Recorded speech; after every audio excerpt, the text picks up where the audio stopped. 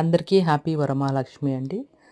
మా వ్యూవర్స్ అందరికీ కూడా హ్యాపీ వరమహాలక్ష్మి.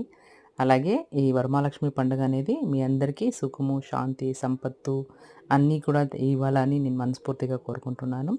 అలాగే ఈ వరమహాలక్ష్మి పండుగ చేసేదే అందుకనమాట. అంటే లక్ష్మీదేవి అన్ని రూపాల్లోనూ మన ఇంట్లోనే కొలువై ఉండాలనేసి మనము అందరూ కూడా పూజ చేస్తామన్నమాట.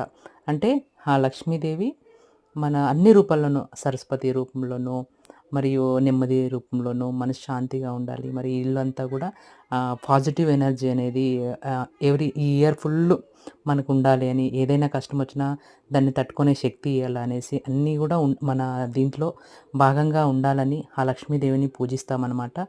అలాగే ఈ వరమహాలక్ష్మి పండుగ అందరికీ హ్యాపీ సంపత్ అన్నీ తెచ్చిపెట్టాలని నేను మనస్ఫూర్తిగా కోరుకుంటున్నాను.